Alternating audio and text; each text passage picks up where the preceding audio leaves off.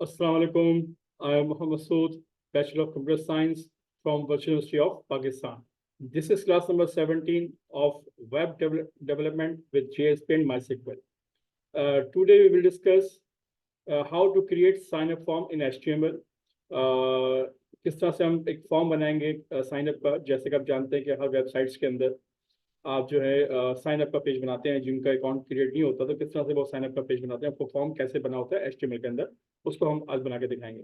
और ये सारा काम हम विदाउट सीएसएस करेंगे। अभी सीएसएस के हम इसको इस्तेमाल नहीं कर रहे हैं। अभी हम सिंपल एचटीएमएल के जो टैग्स हैं और जो एट्रीब्यूट्स हैं उन्हीं को हम समझ रहे हैं, उनके फीचर्स को देख रहे हैं तो उनसे हम क्या काम कर सकते हैं, ताकि हमें एचटीएमएल की लैंग्वेज को समझ में आ जाए कि किस तरह से काम किया और करते हैं, और उसमें उसकी क्या लिमिटेशन है, कहाँ पर वो कुछ काम नहीं कर सकता, तो फिर हमें सीएसएस की जरूरत पड़ती है, तो उसको हम आगे जाकर देखेंगे।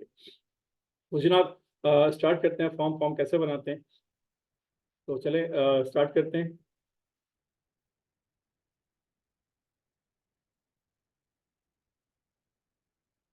तो लास्ट टाइम हमने जो है साइन का फॉर्म बनाया था, साइन का पेज बनाया था, तो उसको हम दिखाए थे कि साइन साइन का पेज में हमने क्या काम किया था। तो जनाब ये हमारे पास लास्ट टाइम हमने काम किया था, लास्ट क्लास करें क्लास नंबर 16 के अंदर। अगर साइन इन का पेज अगर आप बनाना चाहें तो वहाँ से आप इस क्लास को देख सकते हैं। उसके अंदर भी हमने फॉर्म के कुछ टूल्स यूज़ किए थे, जस्ट लाइक इनपुट है, लेबल है और बटन है, इनको हमने देखा था। तो जनाब ये है हमारे पास माई वेबसाइट 1.com का क्या है फोल्डर है जो हमने बनाया था, और उसके अंदर एक फोल्डर है एचटीएमएल फाइल का, एक फोल्डर हमने बना लिया था जीएसपी फाइल्स का, इसमें कुछ भी नहीं है। एक फोल्डर था पीएचपी फाइल्स का, इसमें भी कुछ नहीं है। सिर्फ बताने के लिए कि किस तरह से हम जब सर्वर साइड प्रोग्रामिंग करते हैं तो हम जीएसपी फाइल्स का एक फोल्डर बना लेते हैं। अगर जीएसपी पे वेब सर्वर जो है हमारा जीएसपी का है तो इस तरह से करते हैं, और अगर पीएचपी का है तो पीएचपी फाइल्स के नाम से फोल्डर बना लेते हैं, ताकि तमाम के तमाम जो पीएचपी की फाइल्स हैं वो वहाँ पर सेव की जा सकें, और जो जीएसपी की फाइल्स हैं वो वहाँ पर जीएसपी के फोल्डर्स में सेव की जा सके। इसी तरह से अगर हमारे पास जो यानी कि अगर बैकएंड पे सर्वर जो है, वेब सर्वर जो है वो एएसपी का है, माइक्रोसॉफ्ट का प्रोडक्ट है एएसपी का, तो हम एएसपी फाइल के नाम से फोल्डर बना के तमाम एएसपी की फाइल्स और पेजेस जो है वो वहाँ पर रखते हैं। इस तरह से काम करने में जो है हमें वेब एप्लीकेशन बनाने में या वेबसाइट बनाने में जो आसानी होती है कि हर फाइल्स को अलग अलग सेपरेटली डिफरेंट फोल्डर्स में इसको रखा जाए। तो जनाब हम यहाँ पे काम करते हैं। तो लास्ट हमने इनपुट फॉर्म बनाया था, इसको दिखाते हैं कि कैसे हमने काम किया था इनपुट फॉर्म के अंदर। तो जनाब ब्राउजर पे आ जाइए, और यहाँ हमने लिखा था c:\myWebsite.com, और याद रखिएगा हमने फॉर्म लिखा था input form.html। एंटर कीजिए तो कुछ इस तरह से, एक मिनट में नाम देख लेता हूँ, नाम था input form.html, ठीक है। ठीक है, एक चीज मैंने गलत कर दी यहाँ पे, माई वेबसाइट 1.com और inputform.html, एंटर कीजिए आप। तो जनाब ये फॉर्म हमने लास्ट में बना के दिखाया था कि यहाँ पर हम यूजर आईडी देंगे, यहाँ पर हम पासवर्ड देंगे, और यहाँ से हम साइन करेंगे, ठीक है। और अगर हमें नया अकाउंट क्रिएट करना है तो हम क्रिएट अकाउंट के बटन पर क्लिक करेंगे तो हम जो साइन अप का पेज है वो बनेगा। तो ये हमने काम किया था। चूँकि साइन अप का पेज मौजूद नहीं है इस वक्त, तो वो सामने नहीं आएगा, लेकिन कॉन्सेप्ट हमने क्लियर किया था कि किस तरह से हम काम करेंगे। तो आज हम साइन अप के पेज पे काम करेंगे कि साइन अप का पेज कैसे बनाया जाता है। तो जनाब चलते हैं, आज हम साइन अप का फॉर्म बनाते हैं और किस तरह से काम करेंगे इसको जाते हैं। अच्छा, एक काम कर लीजिए, सबसे पहले तो ये है कि ब्राउज़र को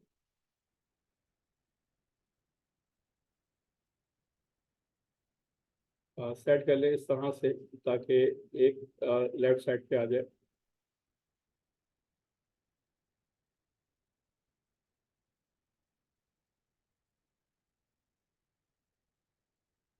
ठीक है, और एक राइट साइड के ऊपर जो है हम नोट पैड को यूज़ कर लेंगे, सॉरी वीएस कोड को, ठीक है। तो ये दो एरियाज हो गए। तो यहाँ पे हम एक फाइल बनाते हैं नई, हम एचटीएमएल फाइल्स के फोल्डर्स के अंदर हम जो है साइन अप का पेज बना रहे हैं, ठीक है। वैसे तो खैर ये एक सर्वर साइड प्रोग्रामिंग होती है, जब पीछे बैक एंड के ऊपर डेटा को रिसीव करना होता है, तो उसको हमेशा जेएसपी फाइल्स के फोल्डर में रखें, या पीएचपी फाइल्स के फोल्डर में रखें, या एएसपी फाइल्स के फोल्डर में रखें, ज़्यादा बेहतर है। क्योंकि अभी हम सिंपल सी फाइल बना रहे होंगे साइन अप की, तो हमने इसको एचटीएमएल फाइल्स के फोल्डर्स में ही मैं रख रहा हूँ कि जनाब यहाँ पर हम नई फाइल क्रिएट करेंगे। तो जनाब इसका नाम रख दिया हमने sign up. Dot H T M L, sign up dot H T M L की फाइल हम बना रहे हैं और ये फॉर्म बनाएंगे हम। ठीक है, और उसी तरह से सिमिलर जैसे आप करते चले आते हैं शिफ्ट के साथ एसोलेशन का साइन प्रेस कीजिएगा और टैब प्रेस करेंगे तो जो स्ट्रक्चर का कोड है वो लिखा हुआ आपके पास आ जाएगा। ठीक है, अच्छा यहाँ से जो आपका फाइल एक्सप्लोर है वी एस कोड के अंदर, इसको हम हाइड कर लेते हैं फिलहाल ताकि हम कोड को सिर्फ देख सकें। तो जनाब साइन अप का पेज हम स्टार्ट करते हैं और यहाँ लिखेंगे हम साइन अप। ठीक है, और उसके बाद बॉडी के अंदर हम लिखते हैं H1 और यहाँ पे लिख देते हैं हम sign up.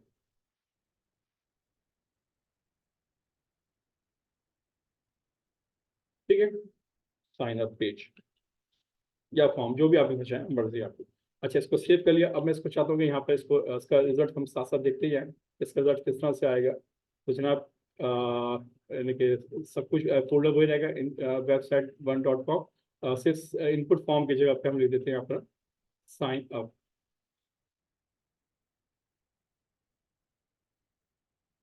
Dot H T M L, और जैसे इंटर करेंगे तो आप देखेंगे कि साइन अप का फॉर्म बनना शुरू हो जाएगा। My website 1.com sign up की स्पेलिंग क्या है, SIGN up dot H T M L, सही लिखा हुआ।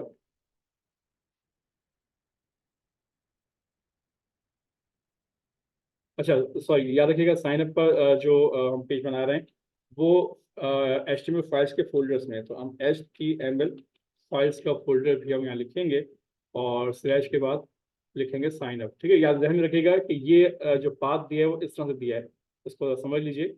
पाथ लिखा हुआ है C: my website 1.com HTML files sign up dot HTML, इस तरह से लिखेंगे ताकि वो फाइल यहाँ पर लेके एक्सेस हो जाए। एंटर कीजिए HTML फाइल्स, ये एस नहीं था। ठीक है, तो देखिए साइन अप लिखा हुआ है।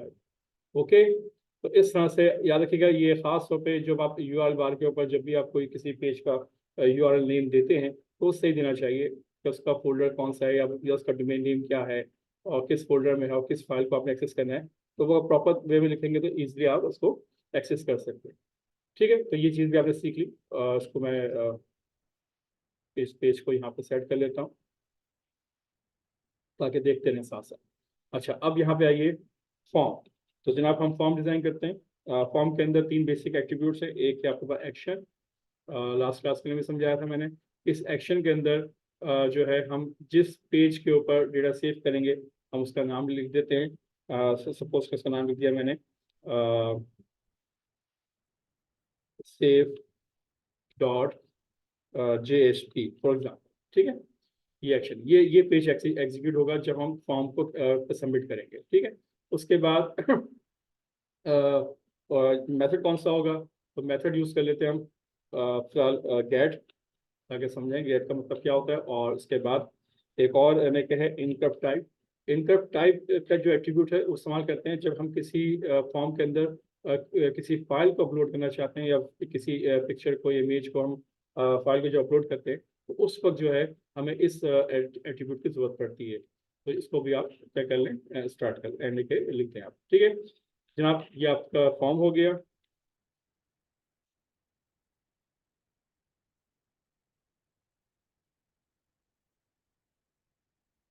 ठीक है, अब इसके अंदर हम पहली चीज लेते हैं इनपुट बॉक्स। अगर यूजर आईडी इनपुट लेना है तो सबसे पहले लेंगे इनपुट और टाइप के अंदर डिसाइड करेंगे हम ये टैक्स हमें इनपुट लेना है।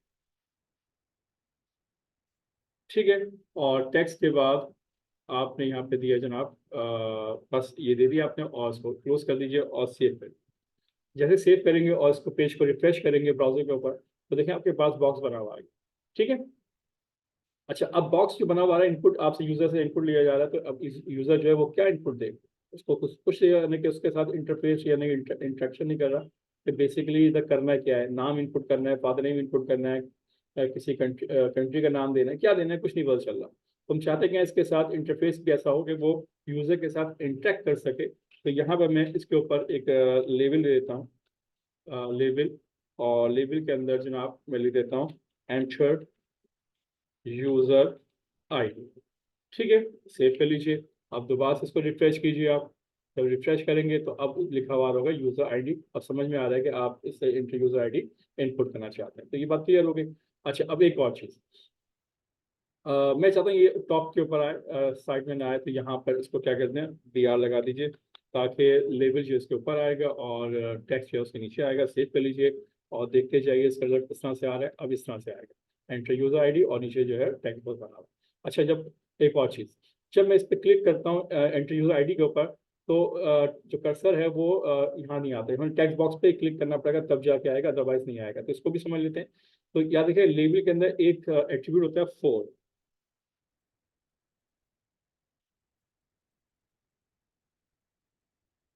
फोर के अंदर एक नाम दे दें UID फॉर एग्जाम्पल। तो इससे होगा क्या, इससे होगा ये कि जब आप UID यहाँ पे दे देंगे तो इसी तरह से इधर इसके अंदर यहाँ पर इनपुट के अंदर भी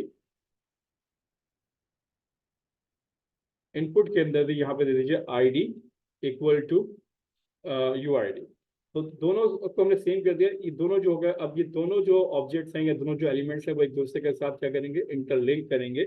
और सेव कर दीजिए इसको आप, और देखें अब इसका रिजल्ट किस तरह से आता है। जब रिफ्रेश करेंगे आप, तो आप नोट कीजिएगा, जब मैं जैसे ही मैं लेबल पे क्लिक करूंगा तो ऑटोमेटिकली ये जो टेक्स्ट बॉक्स है ये फोकस हो गया है, सिलेक्ट हो गया, कर्सर जो है वहां पर एंटर हो गया। ये है फोर का काम, कि अगर फोर के अंदर जो भी आप नाम देंगे, उसी नाम को अगर आप इनपुट के ID के अंदर दे दीजिए, तो इससे ये फायदा होगा कि आप का जो देखिए, आप अगर लेवल के ऊपर भी आप क्लिक करेंगे तो वो टेक्स्ट बॉक्स जो है सिलेक्ट हो जाएगा। तो ये बात भी क्लियर हो गई। अब आगे बढ़िए जरा। अच्छा, इसके साथ याद रखिएगा, हमेशा जब भी आपने डेटा इनपुट करना है तो यहाँ पर लाजमी है आप क्या क्या करेंगे, आप इसका नाम देंगे। तो मैं नाम दे रहा हूँ जनाब UID, ये वेरिएबल नेम है। अच्छा, वेरिएबल नेम को मैं आपको समझाने के लिए यहाँ पे नाम लिख देता हूँ वेरिएबल UID, ताकि आपको याद है कि ये वेरिएबल UID है। जो डेटा जो सेंड होगा वो इसके थ्रू होगा। याद रखिएगा, जो भी आप डेटा यूजर इनपुट करेगा वो बेसिकली इसमें समझ लीजिए VRUID वेरिएबल्स में जाकर स्टोर हो जाएगा कंप्यूटर की मेमोरी के अंदर। इस तरह से काम करेगा, तो ये बात ध्यान में रखिएगा। तो मैंने लिखा है वेरिएबल UID, इसको ध्यान में रखिएगा। और अब इसके बाद हम क्या करते हैं, इसको समझने के लिए मैं आपको समझा देता हूँ कि एक बटन बनाता हूँ यहाँ पर मैं, ताकि आपको समझ में आसानी हो जाए। बटन, और यहाँ पर टाइप के अंदर मैं देता हूँ सबमिट। ठीक है, और यहाँ पर लिख देता हूँ सबमिट। ओके, जब सबमिट लिख दिया मैंने यहाँ पर, सेव कर लीजिए।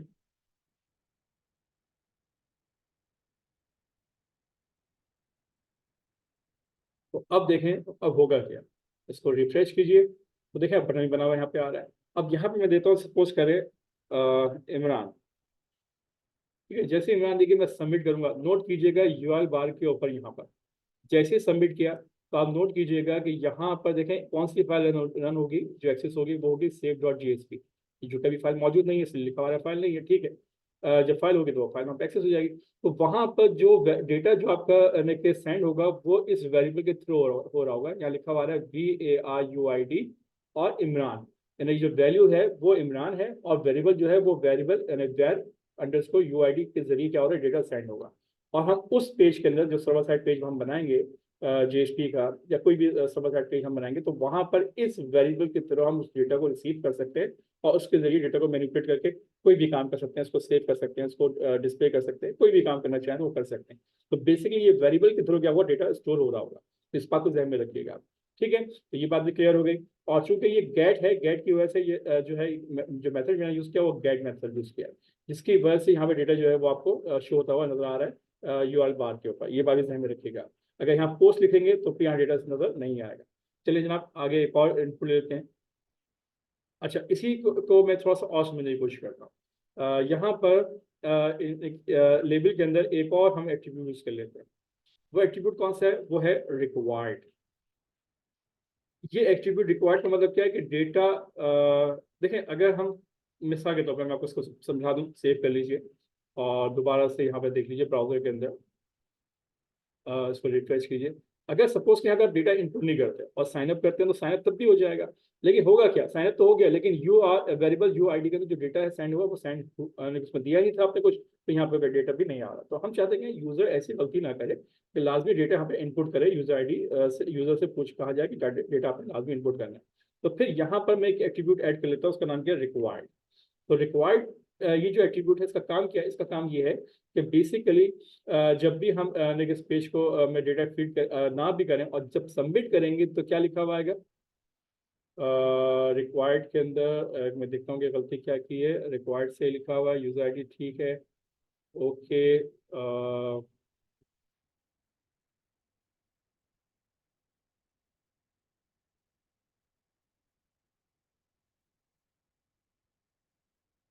ठीक है जनाब, और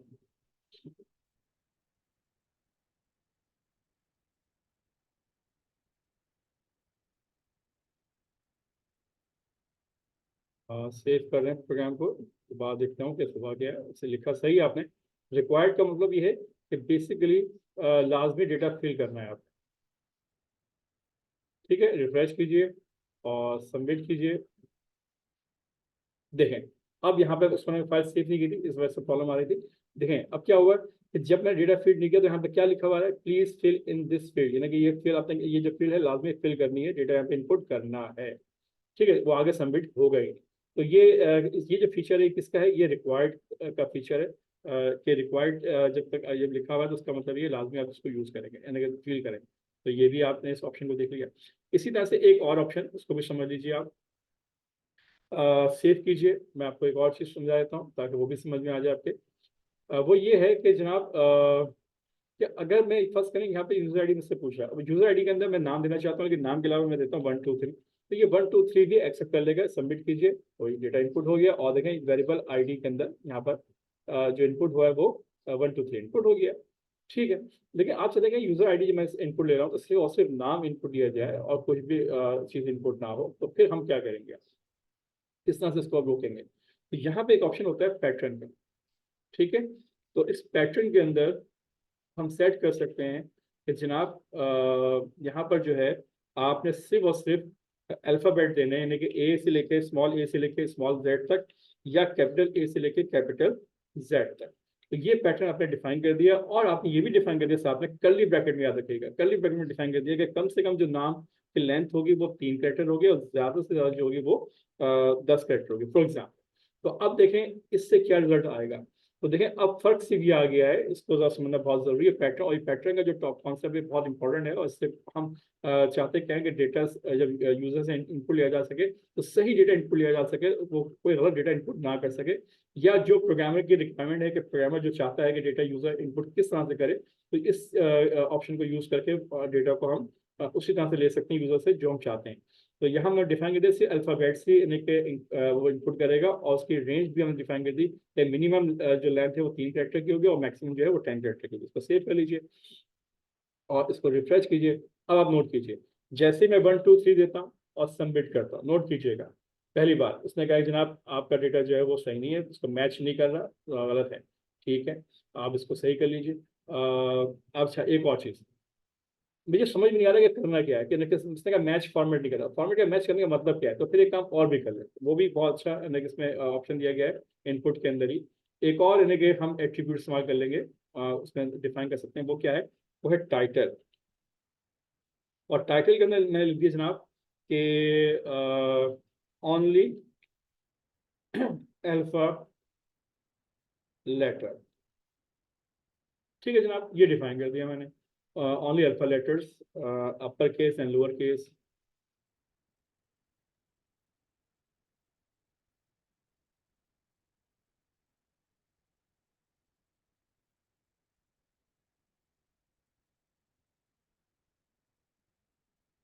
ठीक है, ये मैंने मैसेज लिख दिया, अब सेव कीजिए। अब देखें अपवर्ड किस तरह से आता है, इसको समझते हैं।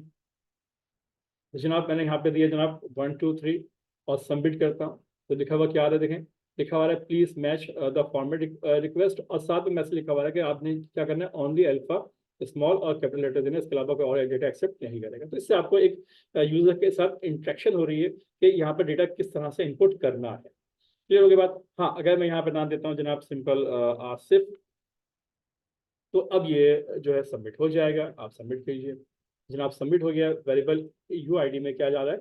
आसिफ जा रहा है। अच्छा, इसमें एक और चीज़ और समझ लीजिए। मिसाल के तौर पर अगर मैं सिंपल ए एस देता हूँ, सबमिट करता हूँ, तो देखें फिर वायरल दे रहा है। अब वायरल क्या दे रहा है? वायरल दे रहा है कि जनाब ए एस अल्फा, आपने जो अल्फा में स्मॉल में दिया हुआ है, तो फिर वो क्यों दे रहा है? क्योंकि आपने लिमिट डिफाइन कर रखी है। तो अब यहाँ पर लिमिट भी डिफाइन कर सकते हैं, मैसेज में बता सकते हैं कि जनाब मिनिमम जो है वो मिनिमम 3 लेटर्स और मैक्सिमम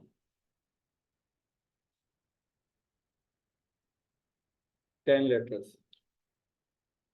ठीक है, तो इससे आप बाकायदा यूजर के साथ इंटरेक्शन कर सकते हैं, उसको बता सकते हैं कि डेटा किस तरह का इनपुट करना है। अगर आपने कहा 1 2 3, या सॉरी आपने कहा जनाब ए एस अल्फ़ाबेट में दिया हुआ है, सबमिट करेंगे तो वो एरर दे रहा है, लिखा हुआ है ओनली अल्फा स्मॉल और कैपिटल लेटर्स, मिनिमम 3 और मैक्सिमम 10 लेटर्स। तो ये चीज़ आपको क्लियर हो गई कि किस तरह से डेटा आप यहाँ पे इनपुट करेंगे। अगर यहाँ पे आप दे देते हैं अली, अब इस नाम जो है वो परफेक्ट नाम है अली का 3 कैरेक्टर का होता है, सबमिट कीजिए तो ये डेटा जो है इनपुट ले लेगा 3 कैरेक्टर तक का। ठीक है, तो जनाब ये पैटर्न का और टाइटल का ऑप्शन समझ में आ गया। तो उम्मीद करता हूँ इस चीज़ से आपको काफ़ी हद तक चीज़ें समझ में आ गई होंगी कि हम एक इनपुट के अंदर किस तरह से हम इसको सेट कर सकते हैं। ठीक है जनाब, तो ये इनपुट टाइप का टेक्स्ट का ऑप्शन है। इसी तरह से एक इनपुट टाइप और ले लीजिए, फॉर एग्जांपल इनपुट टाइप, और इनपुट ले लीजिए, टाइप के अंदर हम देते हैं जस्ट लाइक नंबर दे देते हैं। अच्छा, टेक्स्ट के अलावा नंबर हम ये यूज़ कर रहे हैं। नंबर में फ़ायदा क्या होगा?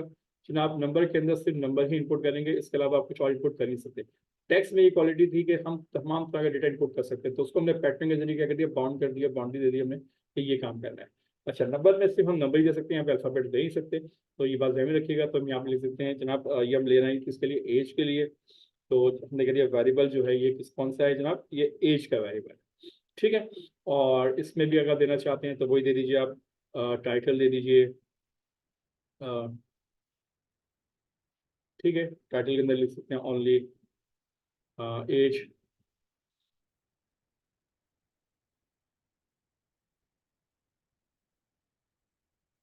डिजिट्स, और उसके बाद हम कह सकते हैं मिनिमम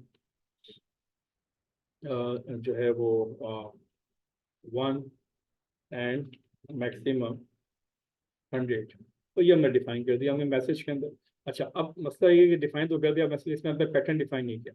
अच्छा, नंबर ये ऑटोमेटिकली खुद डिसाइड करता है। खुद कैसे डिसाइड करेगा? नंबर के अंदर एक खास एट्रीब्यूट है, वो एट्रीब्यूट ये है कि हम यहाँ ले सकते हैं कि मिनिमम इक्वल टू 1 और मैक्सिमम इक्वल टू 100। तो ये एक इसमें ऑप्शन है नंबर्स के फील्ड्स के अंदर जब डेटा इनपुट करेंगे तो वहाँ पर हम इस तरह से कर सकते हैं। तो जनाब उसको सेव कीजिए। अच्छा, इसके अंदर भी देखें जो है आपने लेबल नहीं दिया हुआ, तो लेबल दे लीजिए आप।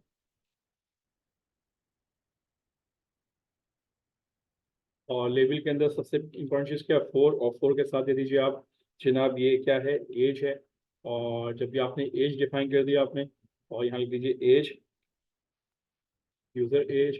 और इसी तरह से इसके अंदर भी आप यहाँ डिफाइन कर दें आईडी इक्वल टू एज। ठीक है, तो सेव कीजिए और अब इसको प्रोग्राम को चला के देखते हैं।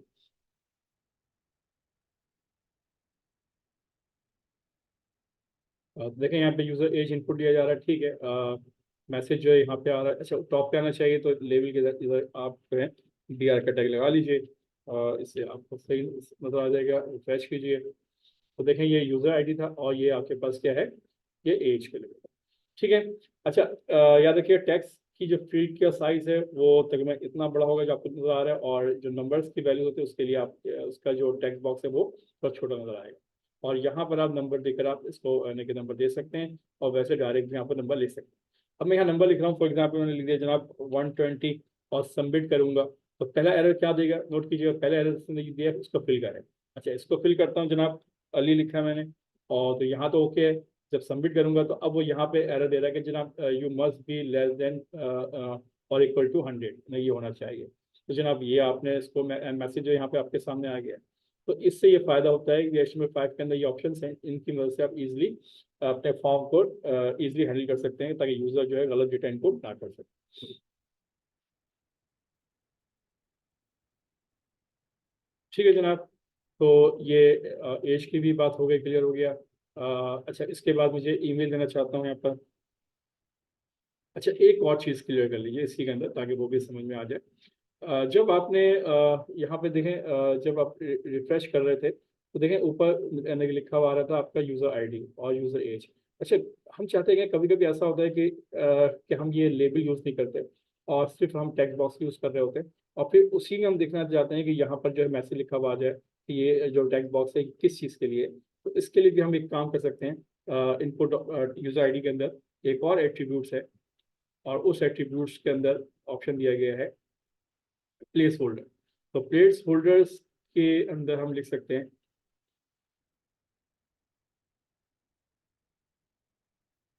यहाँ पर लिख दीजिए प्लेस होल्डर के अंदर, ये प्लेस होल्डर का एट्रीब्यूट है, इसमें लिख दीजिए आप टाइप यूजर आईडी। तो काफी हद तक यानी कि आपको एक इनपुट के टैग के अंदर बहुत सारे एट्रीब्यूट मिल जाते हैं, जिनकी मदद से डेटा को इजीली इनपुट किया जा सकता है और इजीली हैंडल किया जा सकता है, ताकि यूजर जो है वो गलत इनपुट डेटा इनपुट ना कर सके।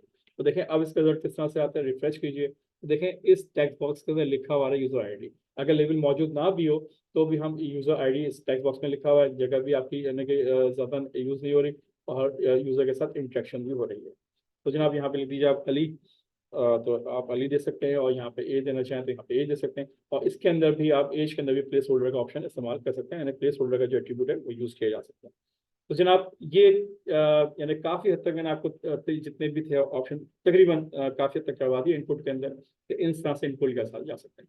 अब हमें समझना है कि इनपुट की टाइप के अंदर कौन कौन से ऑप्शन है। एक तो टेक्स्ट हो गया, एक नंबर हो गया, अब इसके बाद एक और है हमारे पास, वो है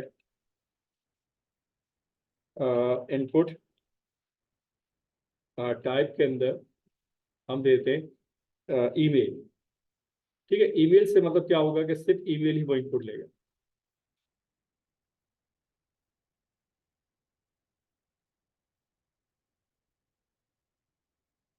ठीक है, ईमेल। और इसके अंदर भी हम दे देते हैं आईडी के अंदर ईमेल, और इसके नाम में हम दे देते हैं जनाब वेरिएबल ईमेल। ठीक है, और इसके अंदर इसी तरह टाइटल देना चाहें तो टाइटल दे सकते हैं आप। ठीक है, टाइटल में दे दीजिए आप एग्जाम्पल नेम @gmail.com, समझाने के लिए किस तरह से डेटा आपने इनपुट करना है। और यहीं पर ही हम चाहें तो प्लेस होल्डर भी दे सकते हैं, टाइप ईमेल। ठीक है, तो ये हमने तकरीबन जो ऑप्शन थे वो हमने जो एट्रीब्यूट थे वो हमने लगा दिए हैं, कि इनपुट टाइप में आईडी भी लगा दिया हमने, नेम भी लगा दिया हमने जनाब, और टाइटल भी दे दिया हमने, और उसके साथ साथ हमने प्लेस होल्डर भी हमने लिख दिया। ठीक है, तो जनाब देखते हैं कि इसका रिजल्ट किस तरह से आता है। अच्छा, इसके अंदर भी हम एक काम कर लेते हैं, वो लेवल ले लेते हैं, लेवल और 4 = ईमेल। ठीक है,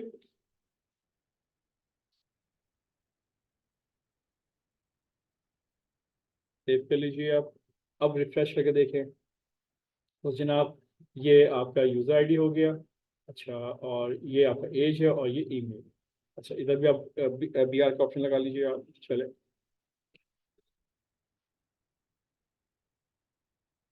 ठीक है, तो user ID, age and email, ये बात भी क्लियर हो गया। अच्छा, इसमें देखें ईमेल के अंदर होगा क्या। जो आपने यहाँ पे इमरान दे दिया नाम, और एज के अंदर आपने 12 किया, ये सही लिखा हुआ आपने। अब ईमेल आपने कुछ नहीं लिखा हुआ तो रिक्वायर्ड नहीं है, तो ये इनपुट ले लेगा। लेकिन अगर आप ईमेल लिखना चाहते हैं, और ईमेल लिखने में आपने सिंपल नाम लिख दिया आपने, और @ के साथ आपने बकायदा उसका जो फॉर्मेट होता है ईमेल का वो नहीं लिखा, वो यूज़ नहीं करेंगे। अब सबमिट करेंगे तो देखें यहाँ पे एरर लिखा हुआ है कि प्लीज इंक्लूड एन @ साइन। तो वो बता देगा कि आपने किस तरह से आपने ईमेल देनी है। ठीक है, तो ये एग्जाम्पल दी गई है, यहाँ लिखा भी आ रहा है कि address Imran is missing and @। ठीक है, तो इस तरह से आप यहाँ पे देंगे तो आप देख सकते हैं। तो यहाँ पे लिखेंगे आप @gmail.com। तो अब ये डेटा जो है इनपुट ले लेगा। जब सबमिट करेंगे तो नोट कीजिएगा, तो यहाँ पर बाकायदा जो है आपके साथ वेरिएबल यूज़र आईडी के अंदर इमरान जा रहा है, वेरिएबल एज के अंदर जो है वो 12 जा रही है, और वेरिएबल ईमेल के अंदर जो है वो ईमेल आपका इनपुट हो रहा होगा। ठीक है, तो जनाब ये ईमेल का ऑप्शन भी हो गया। आगे बढ़िए जनाब। उसके बाद एक ऑप्शन होता है हमारे पास इस तरह से इनपुट टाइप के अंदर, वो होता है हमारे पास रेडियो बटन्स। तो रेडियो बटन्स के अंदर होता क्या है कि आपको पास मल्टीपल चॉइस होती है, उनमें से कोई एक ऑप्शन चूज करना होता है। तो आपने यहाँ लिखा है रेडियो के अंदर नेम के अंदर दिया आपने जनाब जेंडर, कि आप जेंडर देना चाहते हैं। अच्छा, उसके बाद जेंडर के बाद आपने यहाँ पे दे दिया जनाब उसकी वैल्यू क्या होगी। तो वैल्यू में डिसाइड कर दिया आपने जनाब मेल। ठीक है। अच्छा, इसको लिखने के बाद इसको क्लोज कर लीजिए। अब आप चाहते क्या हैं कि इसके आगे मेल लिखा हुआ है, तो लेबल में इसके ऊपर नहीं दे रहा हूँ। अगर इसके ऊपर देंगे अगर आप, तो नोट करें इससे क्या होगा। मिसाल के तौर पर यहाँ पर मैं इंक्लूड दे रहा हूँ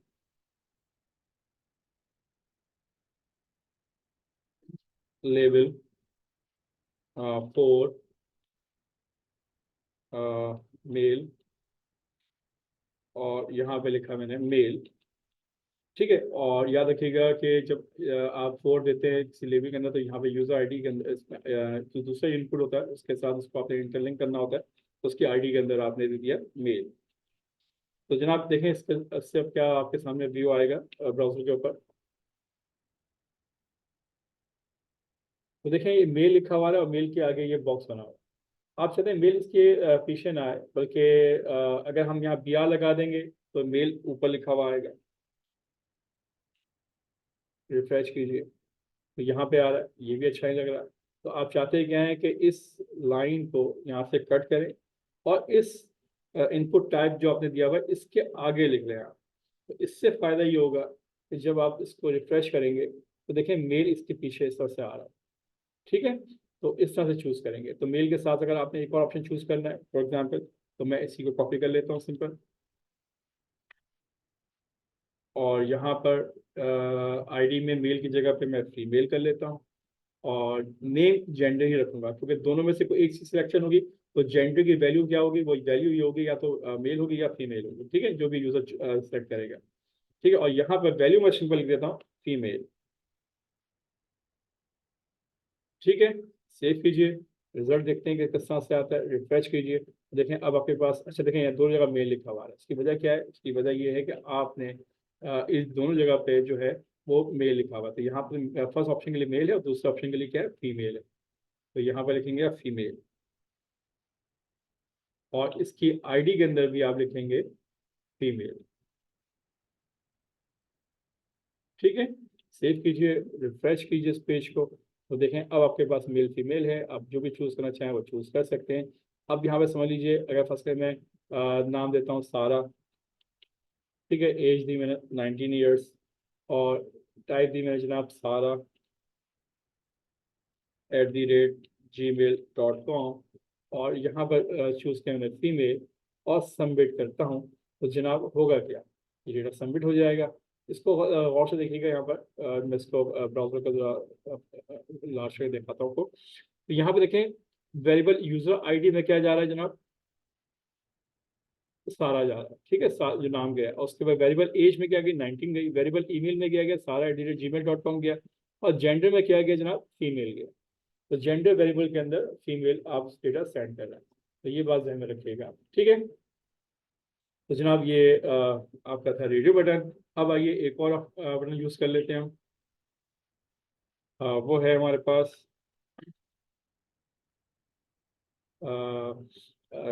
कंट्री लेते हैं हम टाइप, सॉरी पहले हम लेते हैं लेबल, और लेबल 4 के अंदर हमने नाम दिया जनाब कंट्री। ठीक है, और कंट्री के अंदर यहाँ लिख दिया हमने सिलेक्ट कंट्री, मैसेज लिख दिया हमने सिंपल। अब इसके आगे हमने जो है कंट्री सेलेक्ट करना है, तो कैसे करेंगे हम। तो इसके लिए हमारे पास एक नया टैग है, इसमें इनपुट नहीं लिखा जाता बल्कि इसमें एक नया टैग है, वो है सेलेक्ट लिखा जाता है।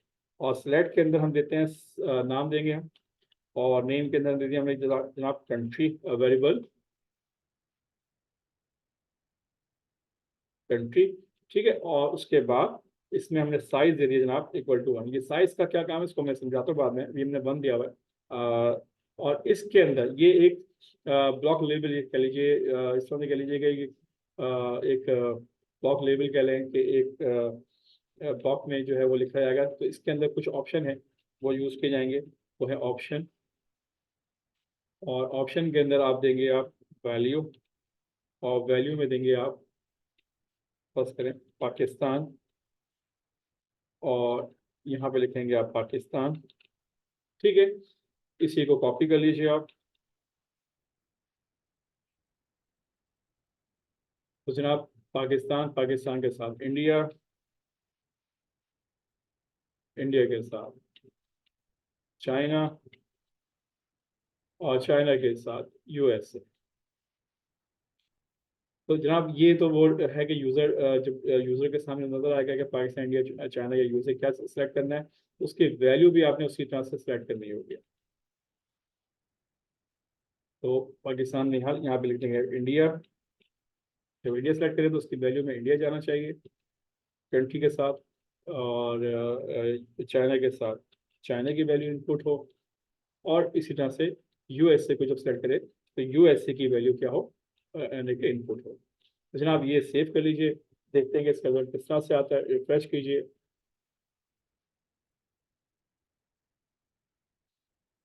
तो जनाब देखें सेलेक्ट कंट्री, तो यहाँ पे देखें पाकिस्तान, इंडिया, चाइना, यूएसए, जो भी आपने कंट्री चूज करना चाहते हैं तो यहाँ से आप चूज कर सकते हैं।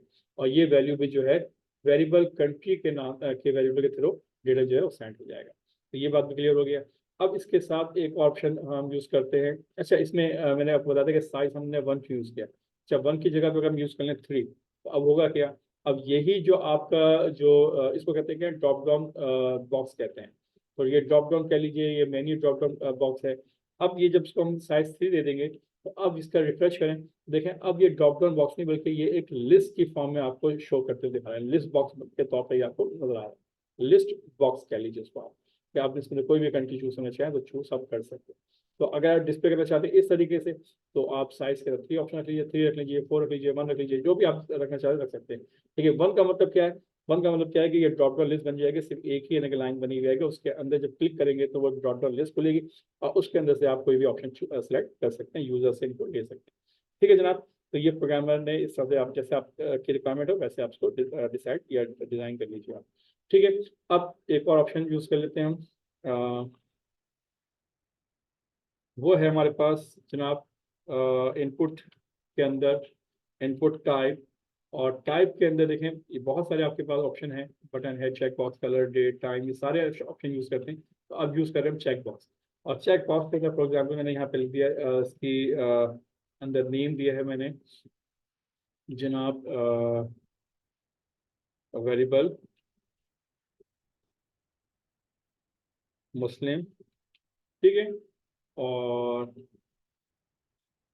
उसके बाद यहाँ पर इसको इसमें एक आईडी दे दीजिए, आईडी = वही मुस्लिम, जो भी नाम देना चाहें यहाँ पे दे सकते हैं। और इसके अंदर इसको क्लोज करने के बाद इसके बाहर आप दीजिए लेबल, और 4 के अंदर दिया आपने मुस्लिम, ठीक है। और इस लेबल के अंदर लिख दिया आपने मुस्लिम, ठीक है। तो यानी कि लेबल जो है मुस्लिम लिखा हुआ आएगा इसके साथ, चेक बॉक्स के साथ, और इसका जो नाम 4 के साथ मुस्लिम लिखा हुआ है। तो फिर इसके आईडी के अंदर भी आपने इनपुट के आईडी के अंदर भी आपने मुस्लिम दिया हुआ है, तो इसका फायदा यही होगा फिर जब हम इसके लेबल को भी सिलेक्ट करेंगे तो ऑटोमेटिकली वो जो चेक बॉक्स है वो सिलेक्ट हो जाएगा। जनाब उसको सेव करते हैं और उसका देखते हैं इसका रिजल्ट किस तरह से आता है। रिफ्रेश कीजिए तो देखें आपके पास एक मुस्लिम लिखा हुआ आ रहा है और यहाँ चेक बॉक्स बना हुआ है। क्लिक कीजिए तो ये चेक बॉक्स सिलेक्ट हो गया है, अदरवाइज नहीं करेंगे तो ये सिलेक्ट नहीं होगा। इस तरह से अगर आप एक और ऑप्शन देना चाहें मिसाल के तौर पे, इस तरह से इसी को कॉपी कर लेते हैं और इसमें मैं ऑप्शन अब पे जो ऑप्शन यूज़ कर रहा हूँ वो इस तरह से होगा कि चेक बॉक्स रहेगा, वेरिएबल मुस्लिम की जगह पे लिख दो मैरिड, ठीक है, कि वो मैरिड है या नहीं है, और इधर भी लिख दीजिए मैरिड, ठीक है। ये ये जो आईडी है 4 के साथ इंटरेक्शन हो जाएगा इसका, इसके साथ इंटरलिंक होगा। लेबल के अंदर हमने दिया हुआ है क्या, मुस्लिम, तो यहाँ पे दे दीजिए मैरिड, ताकि इनपुट के साथ क्या हो सके, वो इंटरलिंक हो सके। और यहाँ पे दीजिए मैरिड का मैसेज ताकि लिखा हुआ नजर आए यूजर को। सेव कीजिए, दोबारा से रिफ्रेश कीजिए जनाब, तो अब आपके पास देखें मुस्लिम और मैरिड लिखा हुआ आ रहा है कि यूजर ने क्या सेट करना है। अगर चाहते हैं कि अलग अलग लाइन पे आ जाए तो बी आर का टैग इस्तेमाल कर लीजिएगा। तो ये सिंपल, ये दोनों ऑप्शन में से अब यूजर जो है दोनों ऑप्शन चूज कर सकता है, दोनों नहीं कर सकता, या कोई एक कर सकता है, एक नहीं करे, तो ये उसके ऊपर डिपेंड करता है कि वो किस तरह से डेटा इनपुट करना चाहता है। ठीक है, तो यहाँ पर आपने डेटा जो है यूजर से सही सही तरीके से इनपुट आप लेना चाहते हैं, तो इस तरह से आप फॉर्म डिजाइन करेंगे जो भी आपकी रिक्वायरमेंट होगी। अच्छा, अब इसके अंदर एक ऑप्शन और रह गया है। अच्छा, मेरिट को भी मैं इसमें बिया लगा देता हूँ ताकि समझने में आसानी हो जाए, ठीक है। तो ये हो गया। अब इसके बाद एक ऑप्शन और, कि यूज़र के इनपुट लेते वक्त हमें उसकी फाइल भी इनपुट लेनी पड़ती है कभी कभी। तो जनाब इसके पिक्चर किस तरह से अपलोड करेंगे, तो यहाँ पर हमने लिया लेबल, और लेबल के अंदर 4 के अंदर हमने लिखी जनाब पिक्चर, ठीक है। अच्छा, ये पिक्चर जरूरी है मैं पिक्चर ही लिखूँ, आप यहाँ पे सिंपल पी लिख दीजिए, PICT कर दें सिंपल। ये जैसे उसको क्यों लिख रहे हैं, ताकि इसका जो इंट्रैक्शन है वो इनपुट, जो भी हम इनपुट लेंगे उसके साथ इसका इंटरलिंक होना चाहिए। ये बात मैं बार बार रिपीट करूँ ताकि आपको समझ में आ जाए। और यहाँ पे लिख दिया मैंने अपलोड यूर पिक्चर, ठीक है। और जनाब यहाँ पे BR का ऑप्शन लगा दिया। अब नीचे देंगे इनपुट। अब इनपुट की टाइप के अंदर जो है अब टेक्स्ट नहीं होगा, नंबर नहीं होगा, चेक बॉक्स नहीं होगा, रेडियो नहीं होगा, बल्कि अब होगा क्या, अब होगा इसके अंदर जनाब जनाब फाइल। चूंकि हमें फाइल हमने इनपुट करनी है तो फाइल हम यहाँ पे देंगे। और इसी तरह से हम इसके आईडी के अंदर दे देते हैं PIC T पिक्चर। और जनाब इसके नेम के अंदर दे देते हैं वेरिएबल PICT पिक्चर, और जनाब इसको क्लोज कर लेते हैं। तो देखें अब हमारे पास रिजल्ट किस तरह से आता है। तो नेम वेरिएबल जो है, याद रखिए बहुत इंपॉर्टेंट है, डेटा जो है, जो भी डेटा का नाम जो होगा, जो डेटा होगा, वो इन वेरिएबल्स के थ्रू पास होगा, याद रखिएगा। और ये जो आईडी का कॉन्सेप्ट है, ये आईडी का कॉन्सेप्ट इस लेवल 4 के साथ इंटरलिंक पैदा करता है, ताकि आप इस पर क्लिक करें तो उस ऑप्शन जो है वो सिलेक्ट हो जाए। सिलेक्ट सेव कीजिए, तो देखें इसका रिजल्ट ब्राउजर पे किस तरह से आता है, देखिए आप जनाब। तो जनाब ये आपके सामने अब व्यू बन के आ रहा है कि जनाब यहाँ यूजर आईडी देंगे, यहाँ पे एज देंगे, यहाँ पे ईमेल देंगे, यहाँ पे मेल फीमेल चूज करेंगे, जो भी आप करना चाहें। यहाँ से कंट्री सेलेक्ट करेंगे आप। ये आपने लिस्ट बॉक्स दिया हुआ है, वहाँ बंद कर देंगे तो ये लिस्ट की फॉर्म में आ जाएगा। ये आपके पास क्या है, मुस्लिम है, मैरिड है, जो भी है उसको चूज करता है। उसके अलावा अब यूजर अपनी फाइल पिक्चर जो है वो यहाँ से अपलोड करेगा। तो जनाब यहाँ से वो क्लिक करेगा तो ये पूरा एक जो आपका ओपन सेक्टर होता है, यानी ओपन डायलॉग बॉक्स है, ओपन हो जाएगा। और ये विंडोज़ का अपना एक फीचर है। और यहाँ से जो है आप इजीली कोई भी पिक्चर जो है वो अपलोड कर सकते हैं, कोई भी पिक्चर आप चाहते हैं, ठीक है। तो मिसाल के तौर पर पिक्चर के अंदर से आपने कोई भी पिक्चर यहाँ से ले लीजिए आप ये ले लीजिए फॉर एग्जाम्पल। तो ओपन कीजिए, इसका जो नाम था गर्ल वंस, तो इसका नाम आ गया girls1.jpg। तो याद रखिएगा वेरिएबल जो है, वेरिएबल पिक्चर के जरिए ये नाम जो है वो सेंड होगा दूसरे पेज के ऊपर। और वहाँ पर इस डेटा को जिस तरह से रिसीव करना है, वो कैसे रिसीव किया जाएगा वो बात की बात है। बाहर इस तरह से फॉर्म डिज़ाइन करेंगे।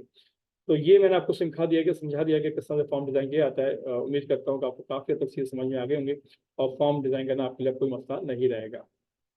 इसके अंदर जो जो एट्रीब्यूट्स है, और भी एट्रीब्यूट्स हैं, उनको भी हम इस्तेमाल कर सकते हैं। भारत जितने कॉमन और यूज़ में आ सकते हैं वो मैंने आपको बता दिए हैं। तो इनको यूज़ करके आप इजीली फॉर्म डिज़ाइन कर सकते हैं। एक बात याद रखिएगा हमेशा कि इसमें मैंने कोई चीज़ से इस्तेमाल नहीं की, सिंपल HTML के जो अपने टैग हैं, जो उसके अपने एट्रीब्यूट्स हैं, उनको इस्तेमाल किया। इसके अंदर नहीं कि width, height, colour, background colour, ये सब ने कुछ सेट नहीं किया। ये जब हम सीधे स्टार्ट करेंगे तब हम समझाएंगे कि इसी फॉर्म को हम ऐसा बेहतरीन लुक दे सकते हैं कि आप यही फॉर्म जो है बिल्कुल जैसे फेसबुक ने बना रखा है, जैसे कि Gmail ने बना रखा है, जैसे कि और दूसरे वेबसाइट पे बने हुए नजर आते हैं, हम वैसे डिज़ाइन कर सकते हैं, कोई मसला नहीं है। लेकिन पहले हमें बेसिक स्ट्रक्चर समझ में आना बहुत ज़रूरी है कि किस तरह से फॉर्म डिज़ाइन किया था, उसमें कौन कौन से टैग इस्तेमाल किए जाएंगे, और उन टैग के कौन कौन से एट्रीब्यूट्स हैं, उन एट्रीब्यूट्स को कैसे इस्तेमाल करेंगे, उनका क्या फ़ायदा होगा, इसको आप समझ सकते हैं। ठीक है जनाब, तो उम्मीद करता हूँ कि आपको ये फॉर्म समझ में आ गया होगा और इस तरह से बना सकते हैं। एक छोटी सी चीज़ मैं कोशिश करता हूँ कि इसमें एक आध चीज़ का और इजाफा कर दूँ। जस्ट लाइक ये तो इस तरह डेटा हो गया। कभी कभी ऐसा होता है, एक और चीज़ में मैं क्लियर कर दूँ ताकि इसमें भी आपको समझ में आ जाए। जनाब इसमें एक हिडन टाइप भी होती है। हिडन टाइप का मतलब क्या है कि वो डेटा, मिसाल के तौर पे आपने कहा जनाब एक और इनपुट लिया आपने, इनपुट और टाइप चूज किया आपने, क्या, हिडन्स। अब हिडन्स का मतलब क्या होता है कि ऐसी टाइप जिस जो यूजर को नजर ही नहीं आएगी। जब यूजर को नजर नहीं आएगी वो टाइप, तो यूजर वहाँ पे इनपुट करेगा क्या जनाब? वहाँ पे यूजर ने इनपुट नहीं करना, बल्कि वहाँ पे क्या करना होता है जनाब, वहाँ पर मैंने लिख दिया है जनाब, यहाँ पर क्या होगा कि नेम के अंदर जो वेरिएबल नेम दिया है वो दे दिया मैंने, एक सीक्रेट डेटा है या कॉन्फिडेंशियल नाम दे दिया।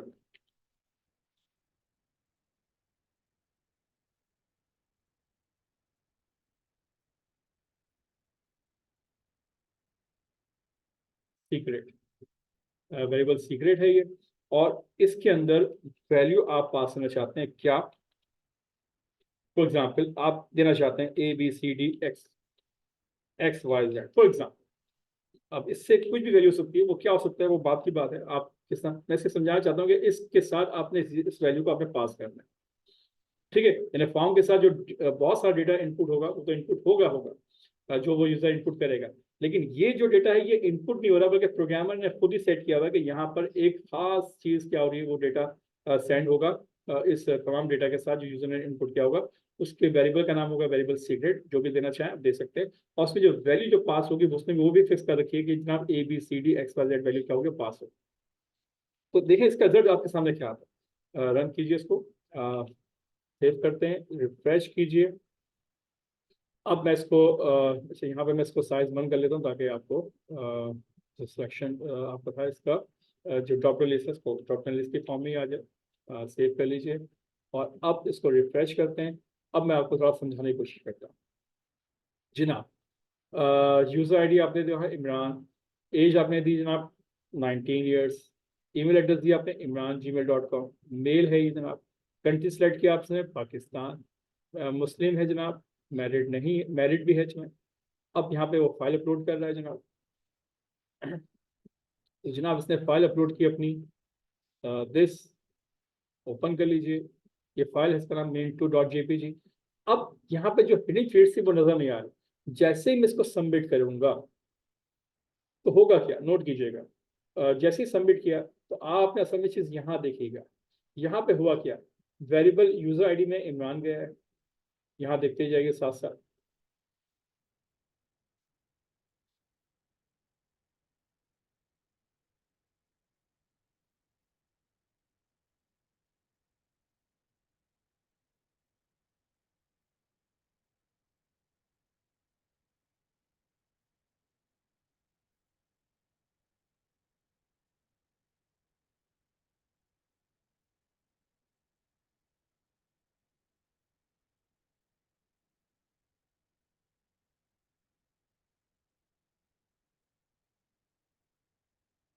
यहाँ देखें आप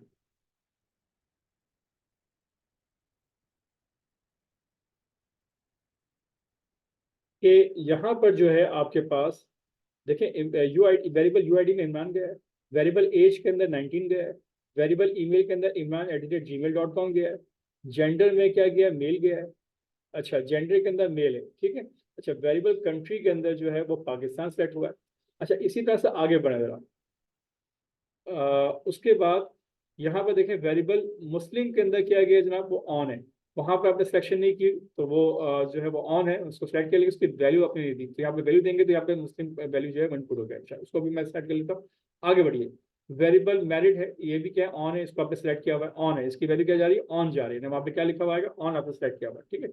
अच्छा, उसके बाद वेरिएबल पिक्चर में क्या जा रहा है, उस फाइल का नाम जो आपने दी थी मैंने, मेन 2.jpg, और वेरिएबल सीक्रेट के अंदर क्या वैल्यू आ रही है, ABCD XYZ वैल्यू जो आपने दी है वो उसके साथ इनपुट यानी कि डेटा जो सेंड हो रहा है। अब दूसरे पेज के ऊपर डेटा आपने रिसीव करना है, आप इसको मैनिपुलेट करना है, उसके साथ क्या काम करना है, इसको सेव करना है, इसको आपको डिस्प्ले करना है, जो भी करना चाहे वो सर्वर साइड प्रोग्रामिंग का ताल्लुक है, उसका ताल्लुक जब बात में आएगा तो वहाँ पर बताएंगे आपको कि जिस तरह से डेटा आप सेंड करोगे ये है वो तरीका जिस जरिए डेटा सेंड किया जा रहा है।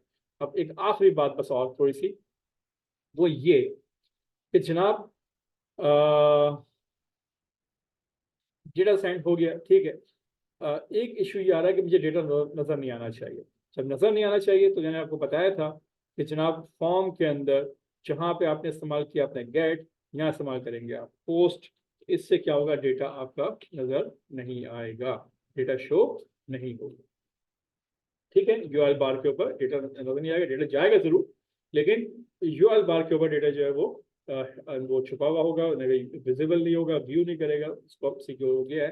तो इस तरह से हम डेटा सेंड करना चाहें कर सकते हैं। अच्छा, मैं फिलहाल एक काम और कर लेता हूँ, गेट कीजिए यहाँ पर फिलहाल, और एक चीज़ आपको समझाया था और कि वो ऑन जो आ रहा था वो क्यों आ रहा था, कि चुनाव हमने यहाँ पर इसके अंदर जो चेक बॉक्स हमने यूज़ किए थे, इसमें हमने नेम दिया था जनाब वेरिएबल मुस्लिम और वेरिएबल मैरिड, आईडी दिया हुआ, ठीक है, और यहाँ पर लेबल हमने दिया था मुस्लिम, और हम यहाँ पे वैल्यू भी देते हैं साथ में, वैल्यू मुस्लिम, तो वहाँ पे ऑन नहीं आएगा बल्कि वहाँ पे मुस्लिम की वैल्यू लिखी हुई आएगी, ठीक है। इसी तरह से यहाँ पर नीचे दे सकते हैं आप वैल्यू के अंदर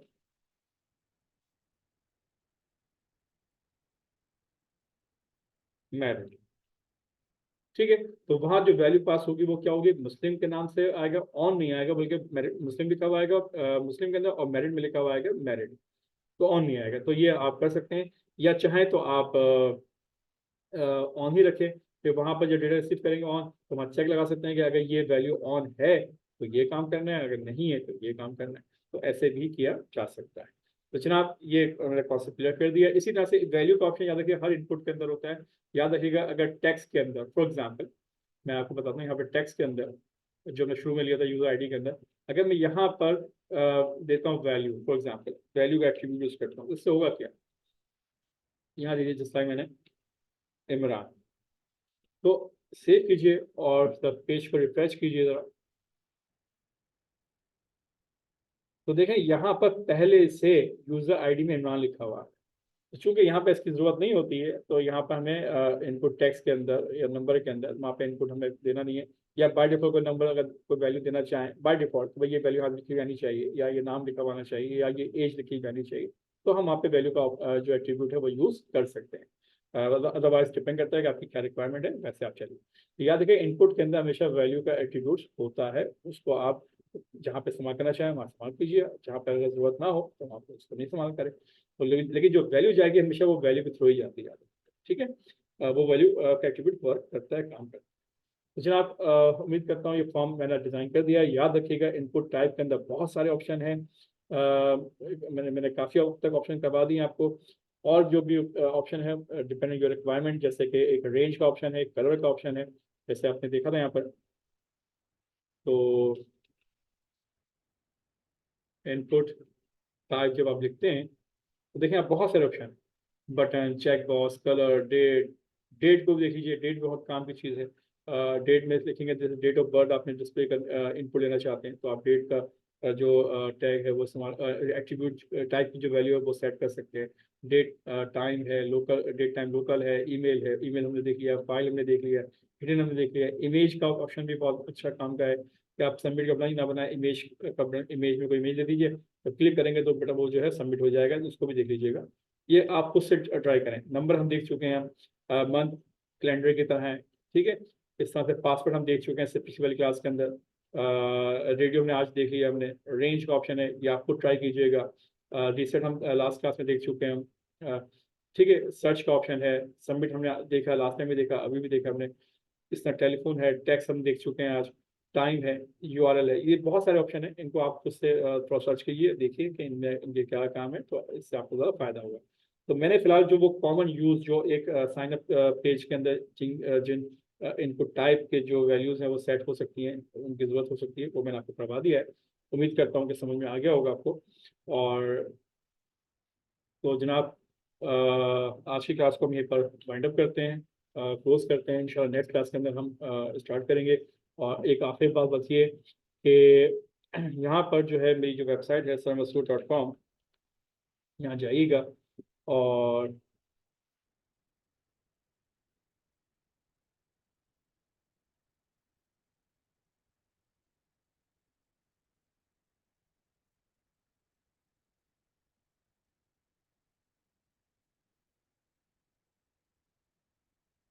तो sarmasud.com की साइट पे जाकर आप जो है यहाँ पे लिखा हुआ है web development with JSP, click कीजिएगा। आज हमने जो क्लास यानी कि जो चैप्टर में पढ़ा है वो फॉर्म का चैप्टर कंप्लीट कर लिया है, तकरीबन इनपुट फॉर्म HTML। इंशाल्लाह नेक्स्ट क्लास से हम जो है सीधे स्टार्ट करेंगे। तो जनाब यहाँ तक हमने जिस चैप्टर 7 तक से हमने HTML के टैग्स को, उनके एट्रीब्यूट्स को डिस्कस किया और उन्हीं की वजह से हमने वेबसाइट तक बना के हमने दिखाई आपको। तो उम्मीद करता हूँ कि काफ़ी हद तक ये चीज़ें हमने कंप्लीट कर ली हैं। इंशाल्लाह नेक्स्ट क्लास में हम सीधे स्टार्ट करेंगे। तो तब तक के लिए अल्लाह हाफिज़।